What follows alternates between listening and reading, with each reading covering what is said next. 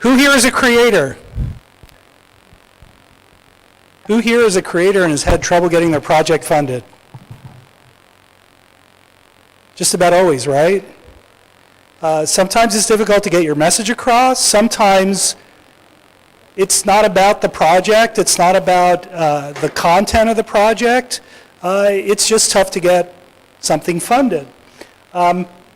I met Emily a few months ago now, and she has this wonderful company called Seed&Spark that addresses the issue of getting your project funded, a creative project, but also then helps you distribute it. And she takes a great community-oriented approach to this challenge.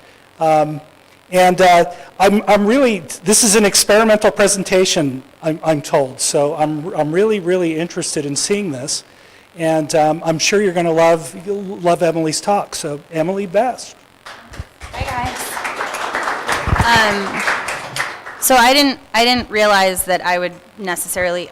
In my head, I was going to be speaking to a bunch of young entrepreneurs who hadn't necessarily started companies, not people on their 9th or 10th company. So I have no idea how this is going to go over, but you can't win if you don't try. So. In some ways, I'm thinking of this as like the anti-typical entrepreneurship talk. I feel like I've been to a lot of these things that is the guts and the glory of entrepreneurship. And this is much more the long, winding, sometimes painful road and some lessons that I learned along the way for what they're worth. Because I think everybody's journey imparts different lessons, and it's great if we can share those with each other with some humility and humanity. As opposed to the smoke and mirrors of like, here's how I kicked ass and won everything. Because I'm frankly tired of hearing those stories because they're usually mostly lies. So I'm here to be really honest with you and to start, I've never given this talk before. I've been pulling it together in my mind over the last couple of months. And the final pieces came together about 20 minutes ago. So I have no idea how this is going to go, but it's going to go like a startup goes, which is ups and downs, I think. So I hope you'll bear with me. This is stuff I learned the hard way, so you don't have to, and it will be hard in a different way for you, and there's nothing I can do about that, so I'm sorry. What is Seed&Spark? Oh, yeah, I'm the founder and CEO of Seed&Spark. Seed&Spark is a crowdfunding and subscription streaming platform aimed at increasing diversity and inclusion in entertainment. Things you might not know. Things you might know. The entertainment industry has some diversity and inclusion problems. Things you might not know are that movies and shows that reflect the actual diversity of the world we live in perform better at the box office, both domestically and internationally. They have a higher return on investment, higher social media engagement, higher ratings. Less than 10% of what Hollywood makes fits that profile. So there's a giant market gap. And it is being expressed in the sucking sound of underrepresented audiences who are desperately abandoning traditional channels for things like over-the-top platforms like Apple TV and Roku, and subscription streaming services that better tailor to their needs. We, however, wanted to connect the two sides of the problem, because there is the problem for underrepresented audiences that's actually started because there's a problem for underrepresented creators. And I'm going to talk to you a little bit about how I got to this place. Seed&Spark is now the #1 crowdfunding platform in the world for motion pictures. We have the highest campaign success rate, project size, and audience per project by 2.5 times. And over the last 3 months, we have equaled or bested Kickstarter in number of dollars raised per month for film and video. We have some really unique partnerships with some pretty choice prestige brands and production companies that are putting up their own money to help support and sustain creators in a bigger way. And essentially what we've built is a mechanism to deliver Hollywood opportunities from Los Angeles and distribute them to creators across the country, and in turn deliver a more diverse pipeline of content and development to production companies in Los Angeles. How did we get here? It started with a group of friends and a big-ass lie. In 2010, I was very happily, broke as a joke, producing theater in New York City, and I was producing a play. Let me see how many theater nerds are in here and be honest. Anybody heard of a play called Hedda Gabler? 2 people, yeah. Okay, so it's a famous Nordic play, and it's notable because what Hamlet is for male actors, Hedda Gabler is for female actors, and it should say something to all of you that you've all heard of Hamlet, and fucking nobody's heard of Hedda Gabler. That's the world that the female actors tend to live in. And true to form, so we did a site-specific production of Hedda Gabler that took place in a mansion in downtown Manhattan. It was a secret location, and because New Yorkers hate to be told no, actually they love to be told no, it was sold out before we even started. Because we were playing to 28 to 30 people a night in this living room on a sticky summer. It was super exciting.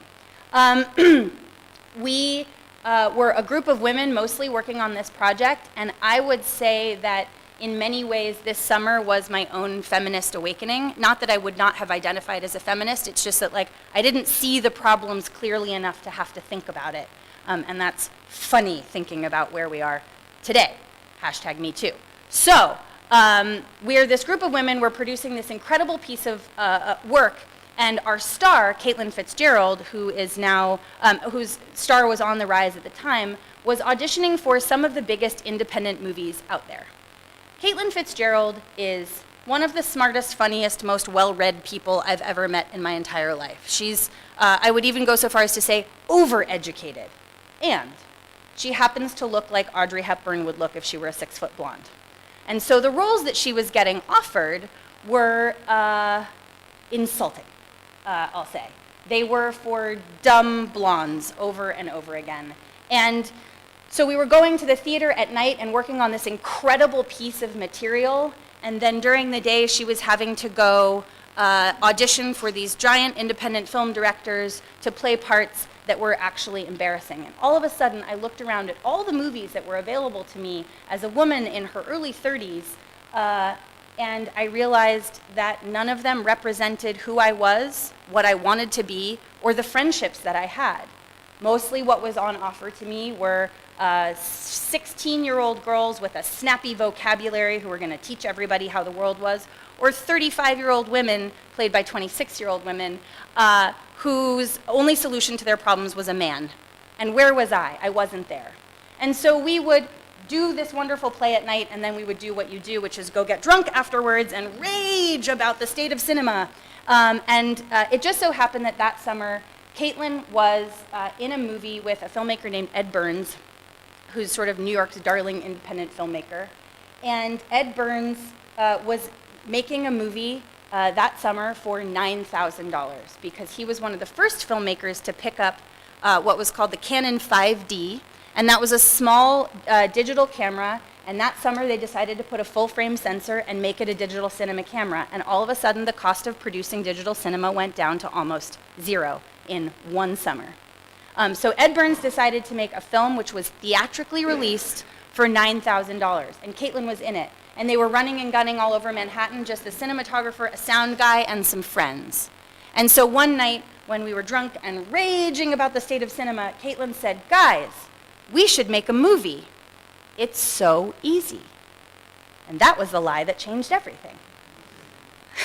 So, I went to set. And I don't know if you guys know who Ed Burns is. He's been in a lot of movies, and he tends to play the leading man, and he's 6'4", and he's married to Christy Turlington. And I went to set and knocked on the apartment where they were shooting, and Ed Burns opens the door and goes, "Hey, I'm Eddie." And I was like, "Hi, I'm a puddle on the floor." And I proceeded to witness this very well-known independent film director direct off the page with literally just a guy holding a camera this size and a sound guy who actually was lying under the couch on the floor with the boom pointing up. It was a very silly situation. And that was it. That was how they were going to make this theatrically released movie. And I thought, I can do that. I can produce that, no problem. But Caitlin and Caroline Von Kuhn, who would go on to co-write this film Up Here Like the Water, decided to write a slow contemplative drama set in the summer in Maine. I would learn, as I started building the team around this film, that the Canon 5D camera is not meant, or at least at that time, was not meant to capture beautiful landscape and scenery, which would be central to the sort of feeling of this film. And very quickly, this idea that we were going to run and gun and shoot this movie for $9,000 unraveled, because not all movies are alike. And all of a sudden, I was putting together a $180,000 film with a crew of about 15 people to be shot on location, and I was in over my head.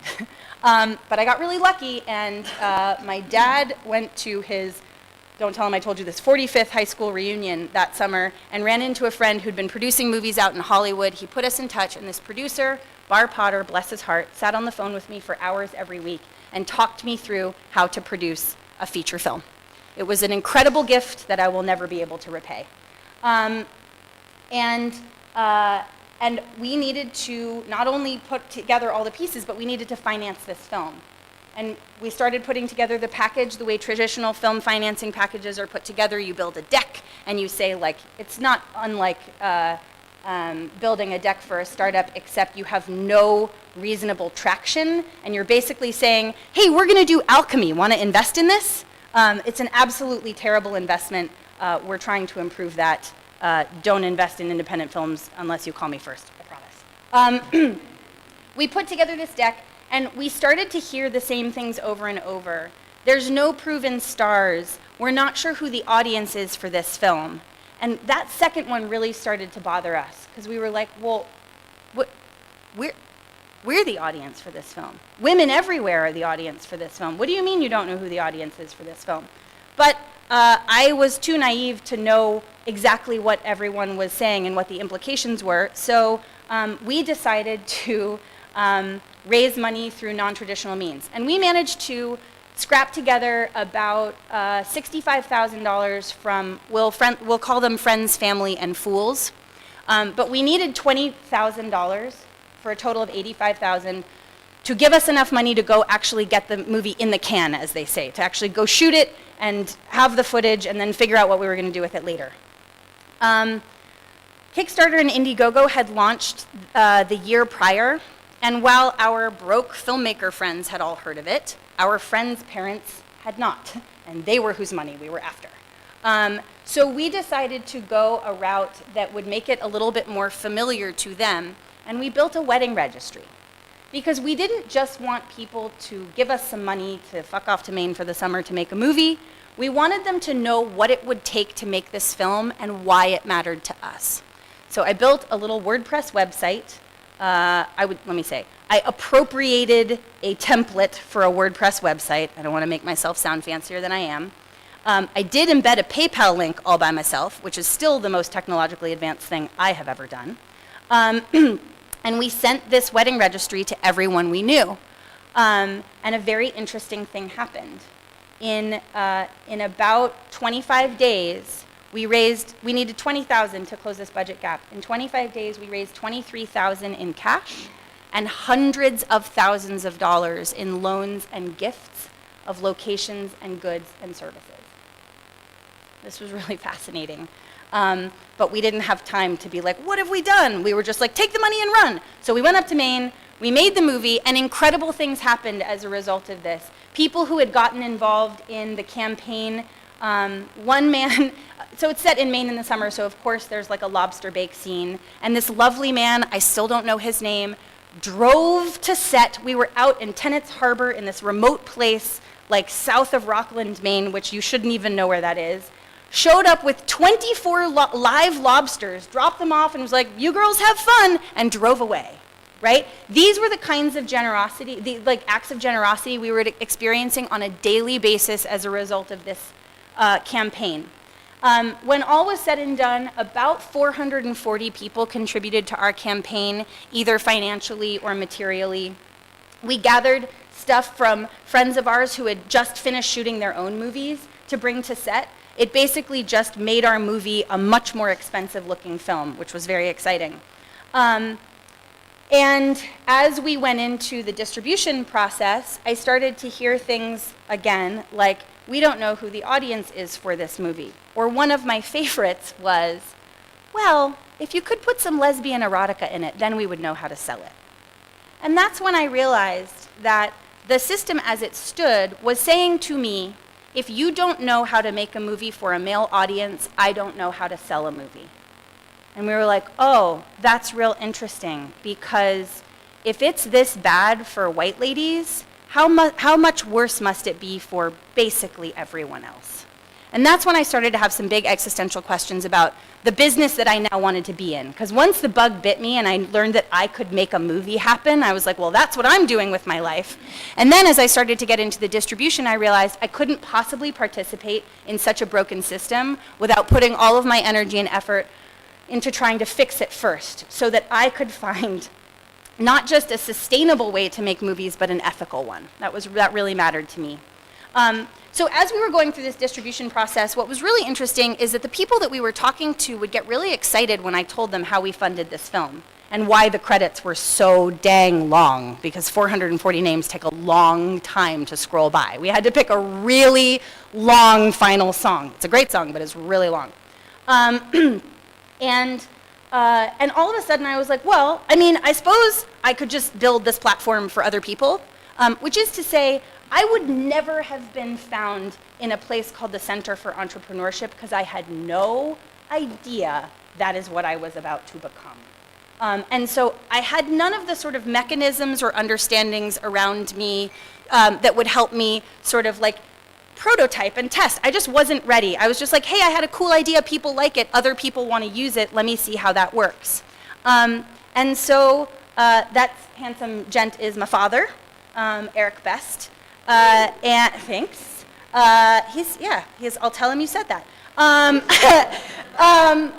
My dad is a great proponent of this adage, which I think he won't take credit for, although I think he might be the first person to have said it exactly this way, which is, when you don't know what to do, just do the next right thing right.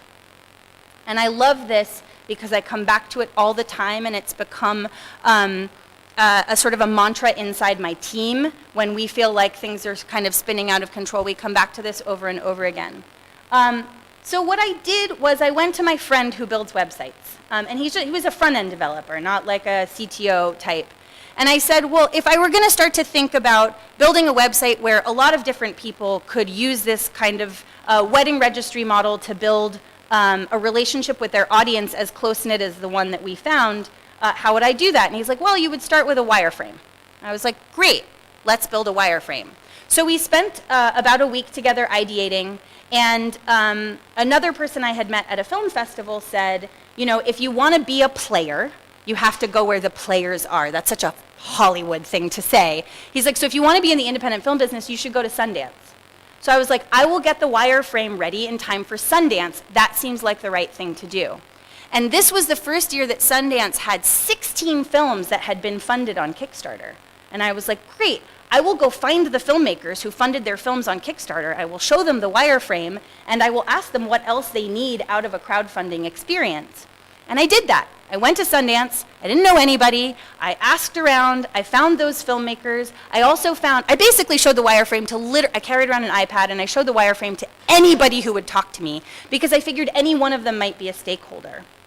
And from those conversations, I started to get a sense of the model that we needed to build that was more focused on audience even than it was on fundraising. And it had to help them solve problems with distribution, because every single filmmaker we talked to said, yeah, raising the money feels like the hardest part until you have to figure out how to get people to see it. And that's when I realized we were going to have to build a more ecosystemic approach that embodied both funding and distribution. And let me tell you, the day that I said it out loud, I also remember saying on the phone, I don't remember who I was talking to, was, I don't want to get into the distribution business. But I had to, because that's what the customer feedback was saying, right? That was the problem we were going to solve. I met a lovely man named Scott Osman, who was the first one at Sundance to look at the wireframe and take a tremendous interest. And then he started asking really hard questions. And then he started saying things that sounded really helpful. And then he started saying, you know, I'd like to connect you to this person and this person and this person. And all of a sudden I realized, like, I might have a mentor. And he was already scheduling time to get together with me in New York. And I was getting really excited about his involvement. And he still has shares in the company. Actually, his involvement was so important. So please, you have to get mentors. And they will not be who you expect necessarily. you need lots of different kinds of mentors. I think there is a real disservice to entrepreneurs to elevate them to the status of rock stars and gods, because it makes them seem like they should be all-knowing. And I think the best entrepreneurs I know have an absolute profound conviction that they don't know shit. And they need to ask somebody who knows more than them. They need to ask their customers, they need to ask their employees, they need to ask their friends, and they need to ask their mentors. So you need lots of different kinds of mentors, but you need to be really deliberate in your approach. And I know that there are some people in here who are definitely mentor types. You've already identified yourselves. I think one of the most incredible things about mentors is that the mentors will be unbelievably generous with their time if you show a modicum of respect for that time. So don't ever send this email. I'd love to take you to coffee and pick your brain. And if you are a mentor and you receive this email, I think it is your responsibility to send that person some feedback. Because even where I am right now, I get this email about 15 times a week. I don't know what to do for this person. Like, I don't even know the questions to ask to get it, like, whether it would be worth my time to take coffee with them. And the other thing is, like, I am finally at a stage where I can afford my own coffee and I need all of my brain. So this is one of these things that I think is incredibly valuable, and people sort of undersell it. And I also think another thing my dad always said is the best ideas can come from anywhere at any time, but the question is anybody listening? I was at a party at South by Southwest, as one is in this business, and a friend of mine was a Henry Crown Fellow, he's fancy, and he had another friend who was a Henry Crown Fellow who was there who was like, oh, come meet Emily, you'll love what she's working on. And I met this guy named David Williams. And David Williams is a serial entrepreneur in the health tech space. So presumably, maybe he's not like the most sensible person for me to ask stuff to. But we struck up a conversation, we really liked each other. He ended up becoming an investor, and he's been the single most valuable advisor ever, because he is honest and real, and he tells me things the way they are, and he never lets me give up because he never gives up. And he has a really wonderful perspective, and the fact that he's not in my sector has been a huge help. And he is, in fact, the reason that I am here. So I am here because I was at a party at South by Southwest in 2013. So there. Because he's the reason I know Michael. You have to do stuff that doesn't scale. By the way, this was never meant to be in order. I was trying to spin it into a narrative, and I realized I don't even want it to go like that. But it's going to be. In 2012, December, we launched the most rickety possible platform in the history of the universe. I have one of those terrible outsourced development stories where I got sold a lemon by an outsourcing company. And just let me give you a scope of how bad it was. 10, this many concurrent users would crash the site.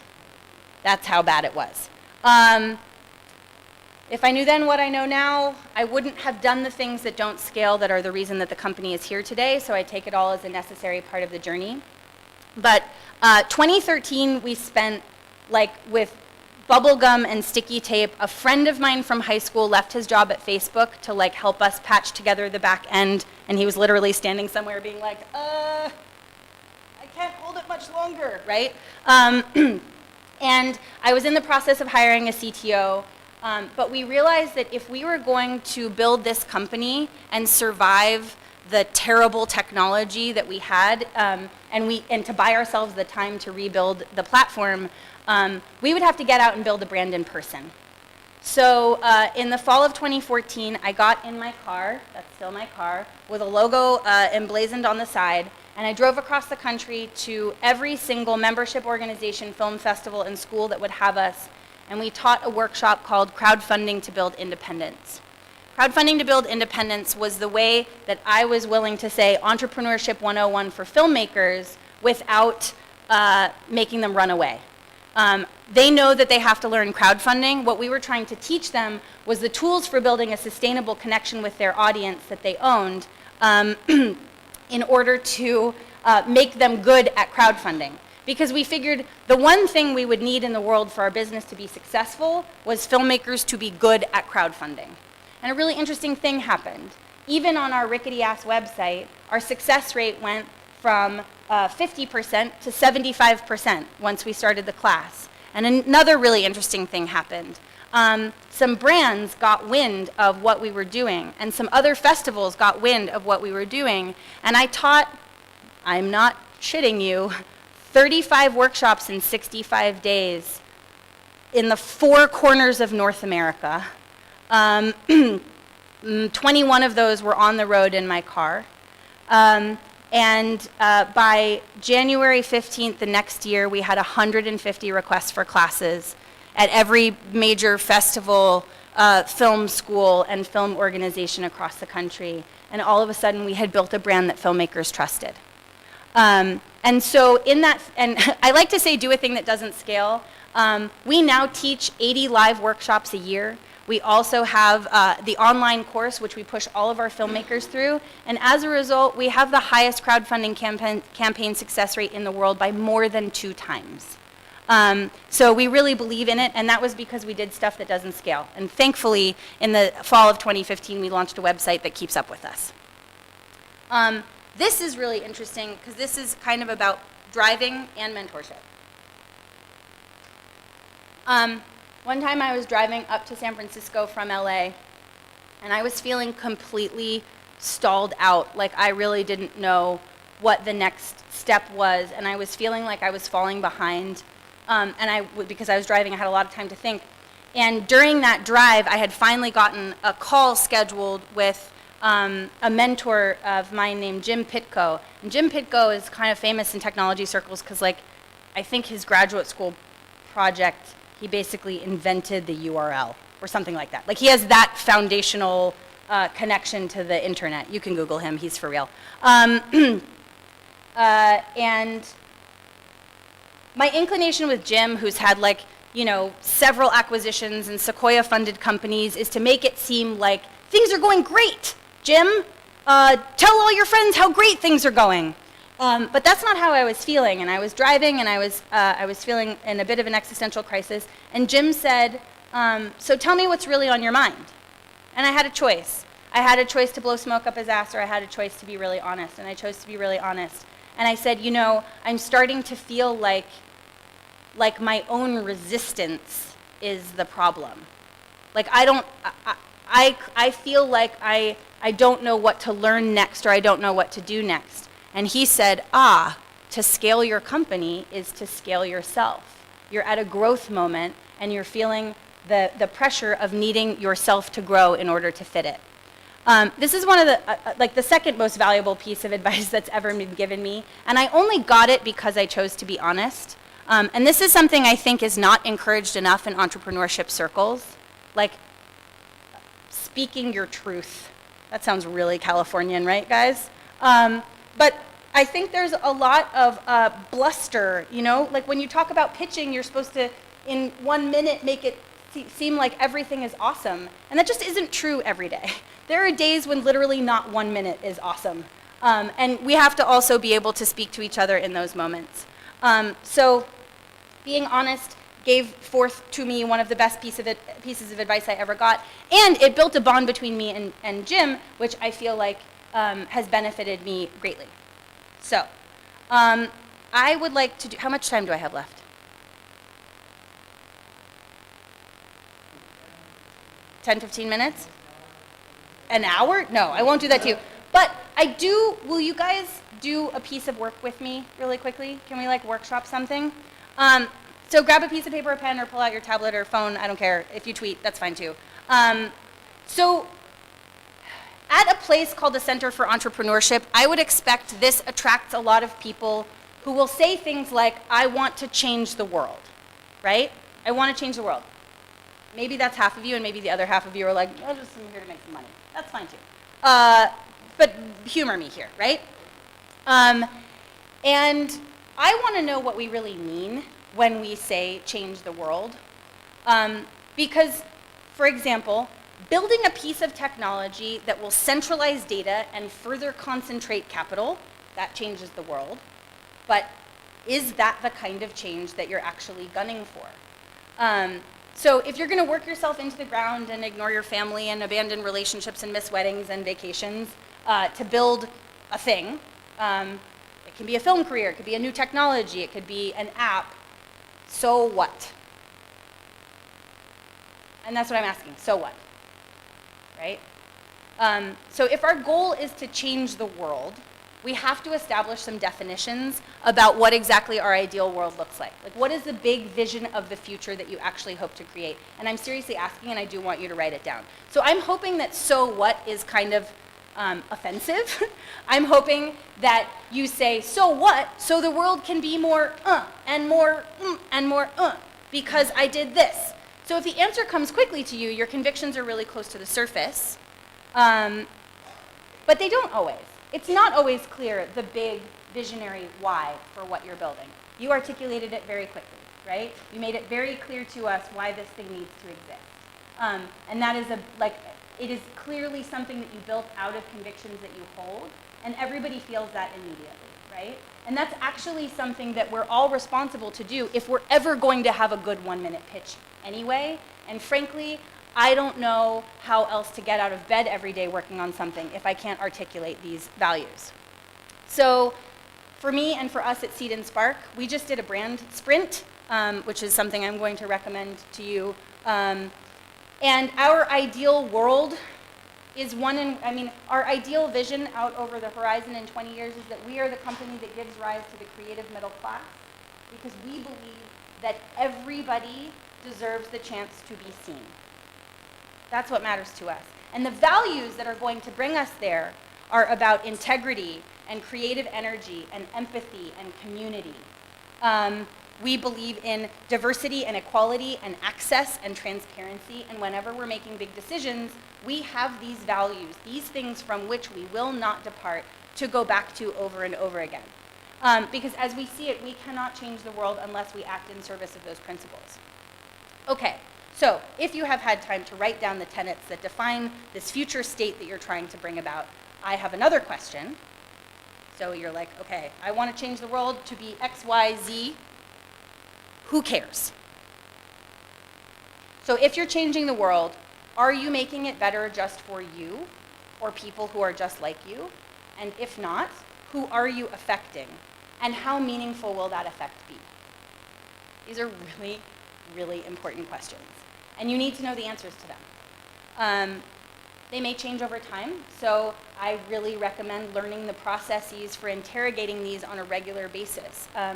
My team and I, over the last 2 weeks, did a brand sprint and then a design sprint. These are tried and true tested models that were developed at Google Ventures. You can read a book that's called Sprint that really help you clarify the intentions of your business and develop action plans. The design sprint is incredible. We built, tested, and prototyped. We built, prototyped, and tested an entirely new subscription streaming service in 5 days. That's what it will do. And it allowed us to get real-time customer feedback on totally new ideas based on the values and vision that we built out in the brand sprint. So I can't recommend that highly enough to you. I really believe that in order to be successful, you have to stand for something. And I think that's increasingly true every day further into 2017 and closer to 2018. You don't get off the hook in this world. You have to take a stand on where we are and who you are in this world. You can't be apolitical because everything is political. So you have to decide where you stand, and you have to be ready to stick by it. You have to define it clearly with your team so everybody buys in and every person you hire knows what they're signing up for. And I think most importantly, you have to define it clearly for your customers. We at Seed&Spark have always been about diversity, empathy, and inclusion. We didn't realize that would become a political act. And at the end of 2016, we were looking around at each other and we had to ask the question, well, who are we in this world if we're about diversity, empathy, and inclusion? And we're not saying that publicly. We thought the business model we were building would take care of it. So on Inauguration Day in 2017, we launched 100 Days of Diversity to help encourage filmmakers who at that moment had stopped fundraising for their films because they felt like, how could I possibly ask for people's money when I feel like they should be giving it to the ACLU right now? That was honestly what we were getting feedback from our customers. And Toni Morrison is famous for saying, you know, this is when the artists go to work. And so we wanted to encourage the artists to go to work. So during 100 Days of Diversity, we gathered 40 brand partners, all of whom were ready to stand for something, and they put up really cool prizes for filmmakers to get them crowdfunding their project right now. They had to make public-facing statements about how their projects were moving the needle on diversity and inclusion in entertainment, and we got 106 projects greenlit in 100 days. And that was because we stood for something. And ever since then, we tripled our business over the previous year as a result of standing up and standing out in the community. It brought on prestige partners. We have reaped untold financial benefits for standing for something. Speaking of diversity, this is like a hot button issue, and I actually don't want to talk about diversity anymore. I want to talk about diversification. Diversity is like an optic, diversification is an action. So I'm really interested in diversification and inclusion, and the ways in which those actions are actually being taken, because it is not a social good. It is a business asset to have lots of different perspectives and people from lots of different backgrounds coming together on your problem. Kapoor Capital, and they have some of the best research out there on all of the ways in which you can build greater diversification and inclusion into your businesses. But this quote that I love so much is, it's a characteristic, it's a condition necessary for life, not a characteristic of it. So building meaningful diversification practices into your business reap business rewards, right? The one perspective that you don't have is the opportunity you might be missing.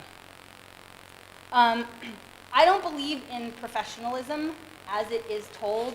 I think it is a weird set of rules we all agreed upon, and if you're following what's happening in human resources all across the country, it ain't working that well, right? So since you will spend more of your lifetime with your coworkers than your primary romantic partner, I would like people to be able to show up into their companies as their whole human selves. I think that part is really important. You have to be able to be your whole human self to actually bring all that you have to offer. I think a really crappy thing that the high performer kind of metric encourages is burnout. It's about how hard are you working, how many hours are you putting in, how many sleepless nights did you make, and the fact is that shit is straight up discriminatory, because a new mom can't participate in that culture. A person with familial obligations, an aging parent, an ill sibling, those people can't participate in that. It doesn't mean they can't contribute meaningfully to the overall productivity in your company. And frankly, like, I am super glad that those folks are building a corporate wellness platform, and the fact that we even need to have a corporate wellness and self-care conversation should say everything about the sickness of the way that we approach work in the first place. But since we are building companies from the ground up, we don't have to follow those rules, right? We can make them up on our own. So I think it's really about finding ways to make it possible for your team to show up as their whole human selves. This is a picture of about half of my team. We celebrated our 5-year anniversary by taking a hike up to the top of the Griffith Observatory, and then sharing a couple of bottles of rosé over a Friday midday brunch. It was fantastic. And just, you know, taking the rest of the day off to feel good about what we had done, basically. And we don't need, this team at least doesn't need team building exercises. These are all also working filmmakers, and what they do is invite each other to work on each other's creative projects. And in 2014, I made a rule at Seed&Spark that everybody who worked there had to be pursuing their creative projects outside of work, because I believe that staying close to where we started as filmmakers will allow us to stay in the flow of information, understand our customers because we are them, and be better at, making decisions related to how we grow the business. Having it all is really hard work, but everybody deserves the chance to try. So if you are building a company and creating jobs, it really matters that you're thoughtful about what kind of jobs those are and who can actually reasonably fill them. That is a picture of me with my son Cody. I, as a CEO, only gave myself 6 weeks off of maternity leave. It wasn't enough, but the fact was I had literally gotten a term sheet at 6 weeks, and I had to fill out a round. I didn't really have a choice. But another one of my employees got pregnant, and she's from Canada, and she was like, "Y'all are crazy with your tiny, short needs. I want to take 6 months." And I was like, "Great, let's find a way to make you do it." And on a team of 13 people, we found a way to give her 6 months maternity leave. We have another woman, Hillary, who's just about 4 months pregnant, and we're in a really difficult position because we live in a country that does not support maternal leave or paternal leave in any meaningful way. And so if I'm going to build a company from the ground up, I'm going to make the rules. And I'm going to figure out a way to make it happen. Because I want to be a place where all different kinds of people can thrive in their jobs without feeling like that has to be a detriment to their personal lives, because I don't want it to be a detriment to mine.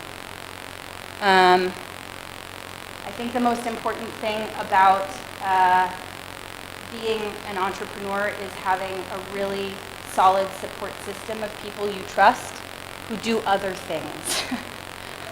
I think having only friends who are entrepreneurs can get really myopic. This is the coven. These are my 4 best friends at Blessing Center. At her wedding, she's the chief creative officer of Seed&Spark. Erica Anderson is one of the co-founders, but now Eve Cullen is a working cinematographer. Caitlin Fitzgerald was the woman from the beginning who told me to lie, who's now a very successful actress and shooting the first season of Sweet Bitter in New York right now. And these women are the reason that I can keep going, and also my husband, although in different ways. I think it's really important to build around you a community of support that's really human and is about your heart and mind and spirit, and not just about your optimization and performance. And that's all I have to say.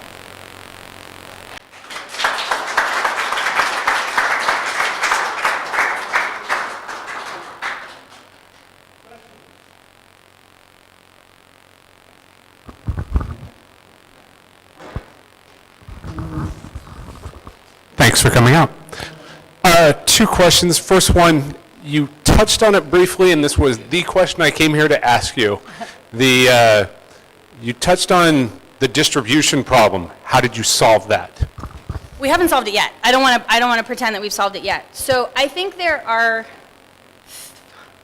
I'm going to try to do this quickly. I think there are like 3 really big problems in distribution that aren't really being talked about. Number 1 is when the internet went digital. When Hollywood went digital, when distribution went digital back in 2011. The Hollywood studios were still riding high on the DVD revenues, which were huge. You were making like $14 per unit, and digital was coming up, and you were making like 40 cents a unit or something like that, or sometimes 0 because pirates. And Netflix did a really shrewd thing, which was that was the moment that they went to the studios and they said, "Hey, why don't you license us all of your premium content, and we'll pay you just like the cable companies do, and just like the cable companies, we will also not deliver you any data." And the studios were like, "Sure," because they were like sitting on the top of a pile of money when Netflix said that. And then digital distribution took over, and all of the power was now in the hands of these digital platforms that had come up and become data aggregators and intermediaries between the audiences. And the studios have been, as you have seen, basically relying on superhero movies in the international market to make up for it ever since. That's problem number one, is the lack of data. And the way that affects the individual creator is, as entrepreneurs, we have dope tools like Google Analytics and Mixpanel and Meltwater, and I could go on and on. We can measure like the most sensitive parts of our sales funnels, from where people discover us, what motivated them, where they clicked, where they looked, how long they hung out, all of those things. Literally 0 of those things are available to filmmakers with any transparency. In fact, even if you distribute digitally, you will usually get your reports quarterly, and there will be no drill down detail beyond here's how many people watched it, sometimes, and here's your money. Or if it's Netflix, you never get any data at all. So what we saw as the opportunity, because that was like the pre-existing condition when we started. So we went to crowdfunding first because that is the hack that filmmakers came up with to be able to gather data and build a direct connection with their audience that they own, that nobody can take away, even though they were still stuck with distribution. We didn't realize this until 2015. In 2014, we took all of our dope crowdfunding data and all of the things that we were learning about audiences, like the platforms and devices they preferred to watch on, and we built partnerships with all of the digital distribution platforms, and we were able to distribute films into 100 million US homes. We became something called an aggregator, if you're not familiar with this term. And that was when we discovered, oh shit, it didn't matter how much data you had up front about the audiences. You were completely at a loss, because once you distributed to those platforms, you couldn't get any data back from them in real time enough to make meaningful and efficient marketing decisions. So the P&A spend, the print and advertising spend, it's still called, but the marketing spend on digital distribution is a joke because nobody knows how to manipulate it actually. They don't have the tools that are available to us as creators to just like measure how that spend is going, right? Because there's a part of the conversion funnel you just lose. So we went to Techstars in 2016 to incubate, well, what would a total end-to-end solution look like? And what we came up with was launching our own subscription streaming service. That's hella hard, right? Launching a subscription streaming service is hard. There are 3 things that are hard about subscription streaming: the cost of content acquisition, the cost of customer acquisition, and churn. How do you keep them around, especially when you're competing with incumbents like Netflix?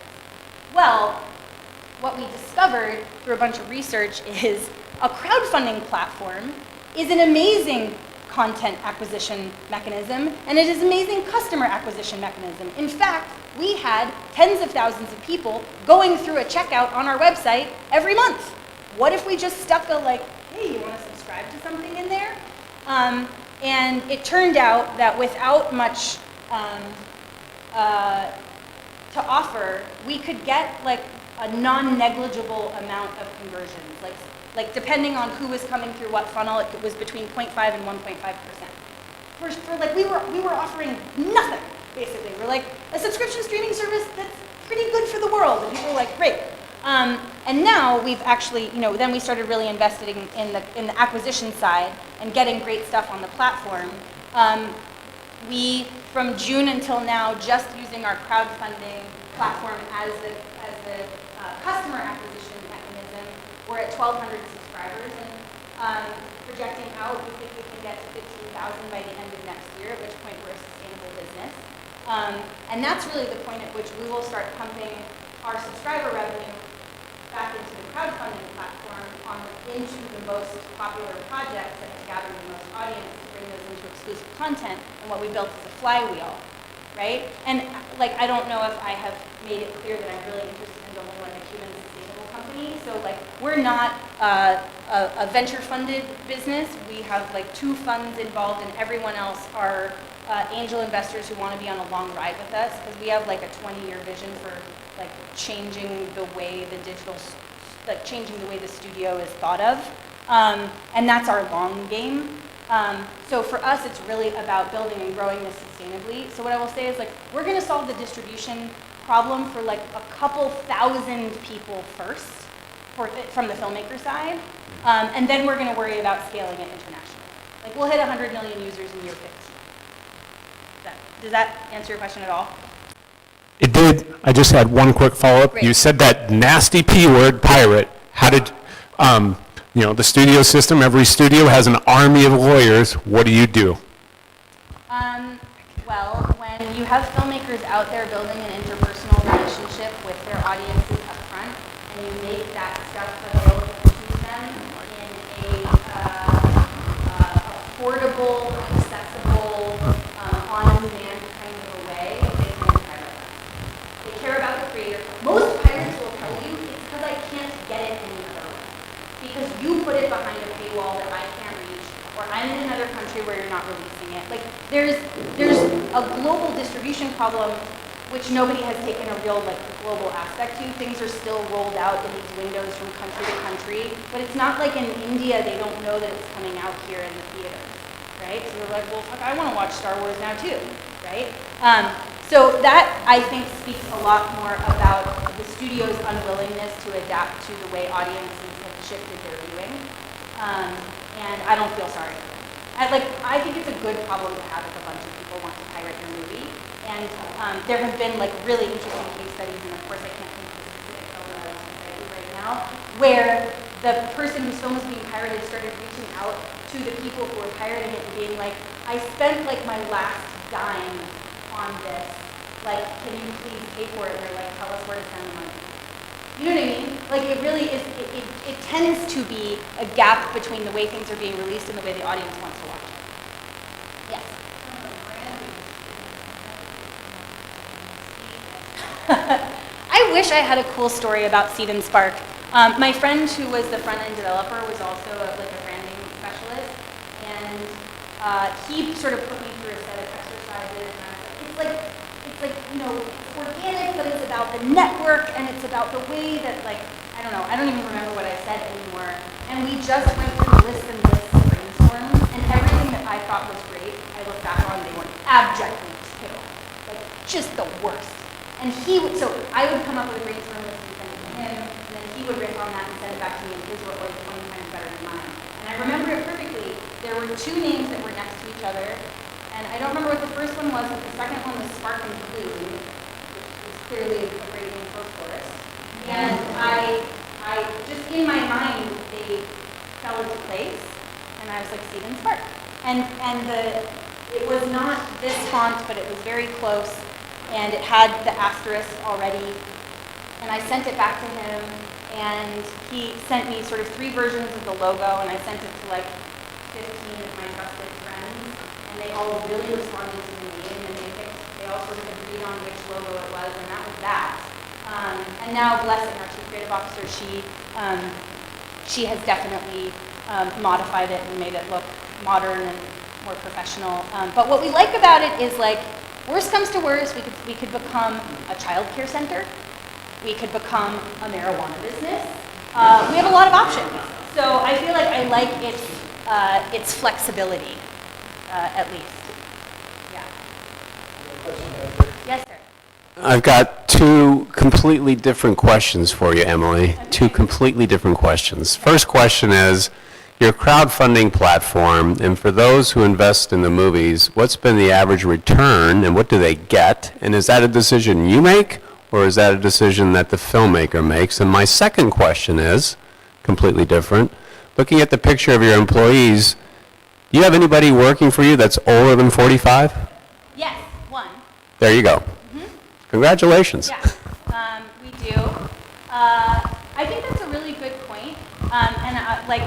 First one, we're not an equity crowdfunding platform. So it's not about return on investment. And in fact, if you really want me to get my soapbox out, I will talk to you about why equity crowdfunding is a terrible idea for independent film right now. Because currently, about 2% of independent films actually break even, let alone see a return on investment. But almost, at least on Seed&Spark, 100% of crowdfunded films get made. They deliver their incentives, and they deliver the film to the audiences. The audiences have the experience that their contribution was successful, right? They had an experience of success. If we added to that a return on investment, then 98% of our audiences would feel like it was in a failure. You know what I mean? So non-equity or contribution-based crowdfunding is working beautifully for films, and equity crowdfunding for films would be a terrible experience for the audiences.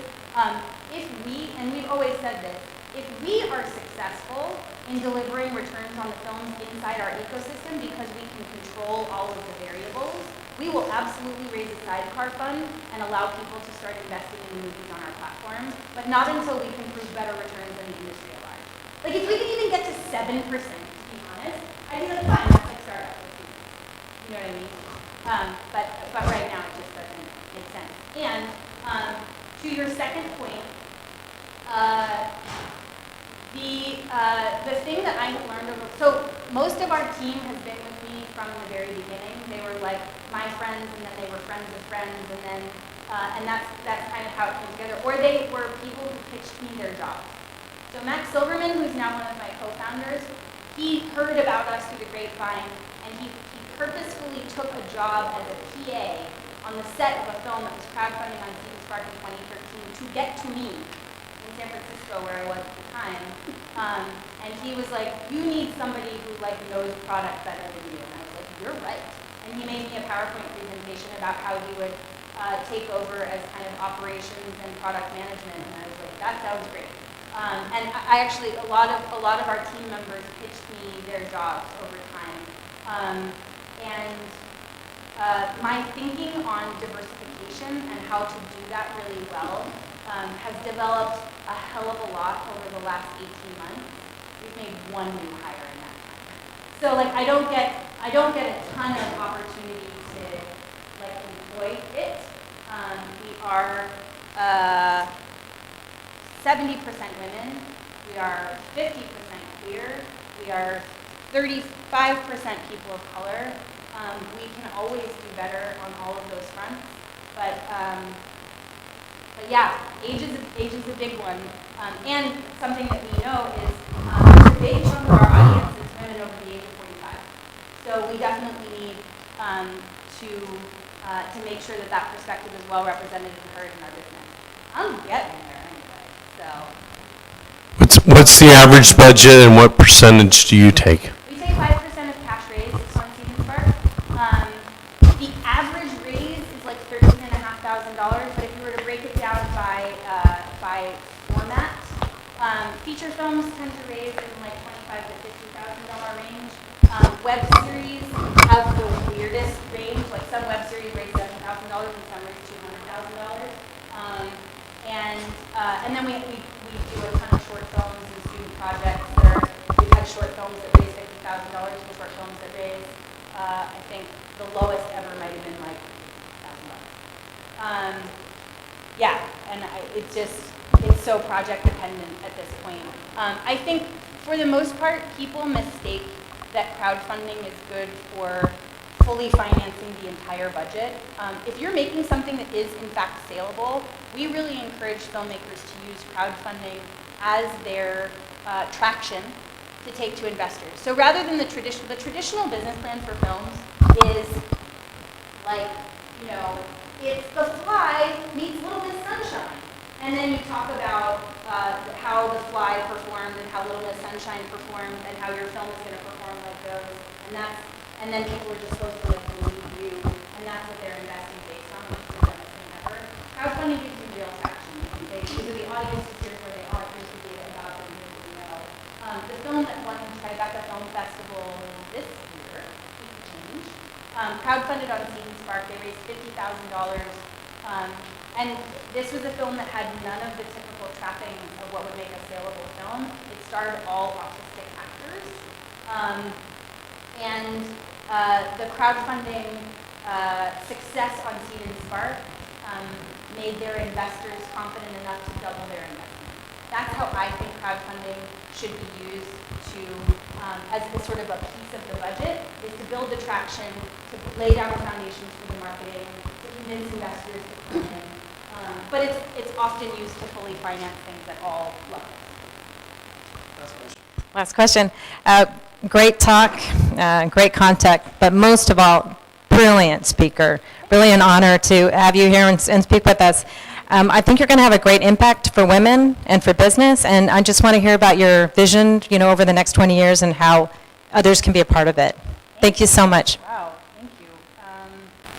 So, like I said, For us, success is we've made a meaningful impact in giving rise to the creative middle class, and to me, it's a distributed creative middle class. So it's people in Chattanooga and Milwaukee and Wilmington that are able to make an independent, sustainable living, making their movies and shows and connecting directly with audiences. So that doesn't mean they're making millions, in order to afford rent in Los Angeles. It means, they're making $50,000 to $75,000 a year, paying their rent, feeding their families, and making the work they really want to make that's connecting with people.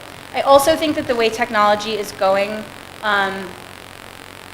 we are moving. Do you guys know, is it Rifkin and his new third industrial revolution? You know this theory? Can I get dorky for a sec? Okay, the Rifkin theory is each industrial revolution is ushered in by a confluence of major changes in transportation, communication, and power. So the first one was coal, steam engine, and the printing press. And the next one was the combustion engine, the automobile, and the telephone. And this one is the internet, renewable, solar, wind, etc., and ostensibly automated vehicles, right? So we're in this moment of the third industrial revolution, and we said the economic model dramatically shifts when these things happen, and we are shifting from a sort of purely capitalist model to the sharing economy, right? And the sharing economy, to me, means a lot of things, and part of it is that value is exchanged, not necessarily in exchange for money. And I think we're already starting to see this, that's kind of what ICOs are about, is we're trying to conceptualize what it is to move value around that isn't necessarily money. It tends to be aligned around values. That's rise of the companies like Lyft and Airbnb and so on and so forth. And you also see the incredible friction between the sort of traditional capitalist mentality of growth at all costs, because that's what gives investor return, and the sharing economy. Patreon just had a huge misstep. They raised $60 million in venture capital. They made a huge shift in their business model, and they alienated a massive percentage of their creators. And they went from being an almost entirely positively regarded brand to just being decimated on the internet by at least everyone in my community, which is shocking because they were so beloved. So that friction is happening right now. Over the next 20 years, I think the interdependence, so there's, we like to talk about film not as independent film, but interdependent film. Independent sounds alone, and it's not. It takes a lot of people sharing and moving things around. For me, in the next 20 years, we're going to see a massive change in the way that people create. So we have this traditional notion of the artist and production, which is there's the artist, and they lead the thing, like the CEO of a company, and they make it, and then you buy it. But now, every single one of you has the same offering tools in your hand that Steven Soderbergh has, and Joel and Cohen have, which is 4K recording technology, and all the means to deliver it directly to audiences yourself. We can't possibly think that the next 20 years of filmmaking are going to look the same as before this step existed. It already doesn't, right? So we really look at ourselves as incrementalists in the steps towards the ways in which audiences and creators are starting to co-create in a much more interdependent way, and the supporting of the thing changes the thing itself, right? And they start to make something together, and that builds a much deeper bond. And that's why the sort of notions of community and empathy are so core to us, because we believe that's actually the future of the way the digital model will evolve. Sorry, I got real nerdy there for a second. Yeah.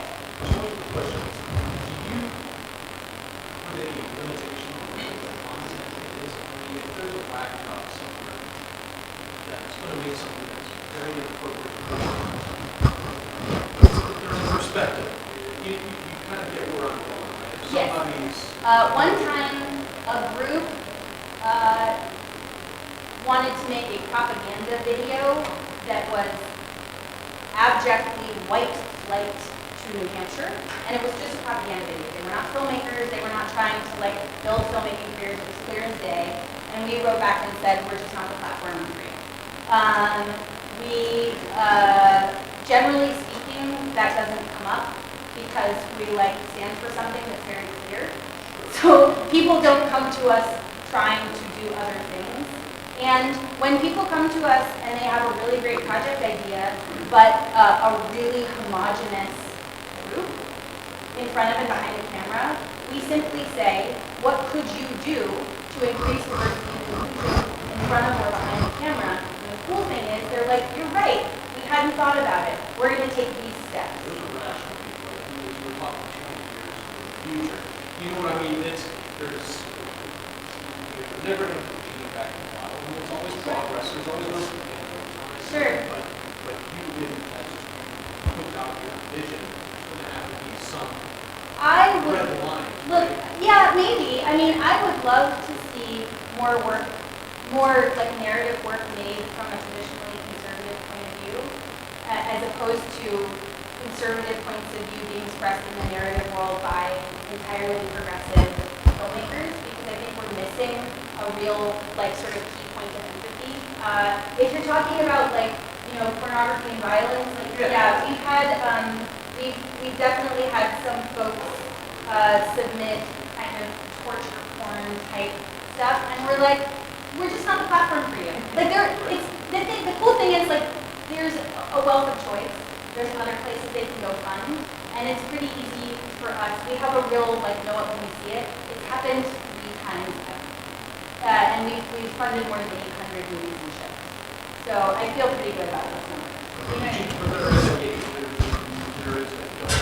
Yeah, and it's filtered. Subscribe to your site and go off and make something else. No, because they have to submit their project to us, so we get to see it in advance, and we curate everything that's on the streaming platform. You know, and so it filters through the values, which are pretty ironclad. You know, yeah. Yes. This is the last one. Okay. That's Third last one. I'll make it nice and, Go ahead. yeah, I just wanted to, first off, say robotics, entrepreneurial,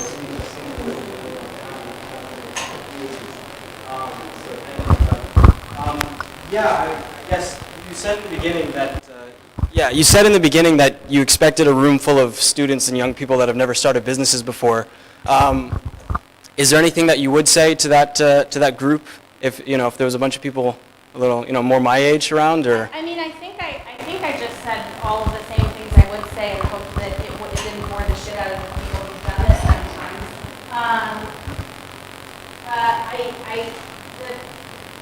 Be honest about where you are.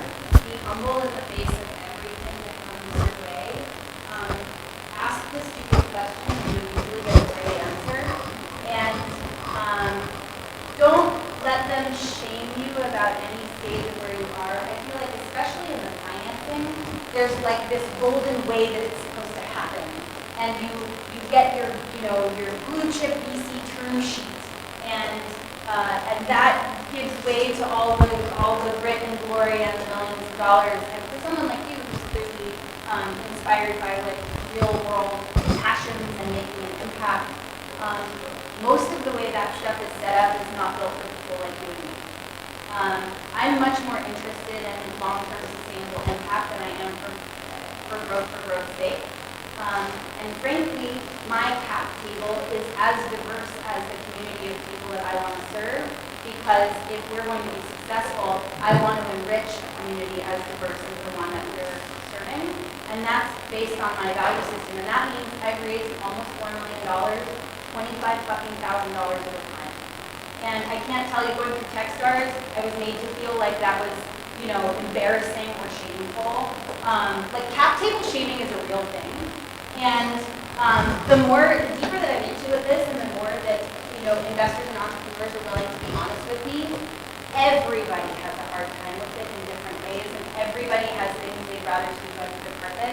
And I just think we'd all do a lot better to talk about it and like be on our own journey and be okay with that. Don't burn any energy judging the way that it's going. Just like figure out the next right thing to do. Okay, we're going to end there.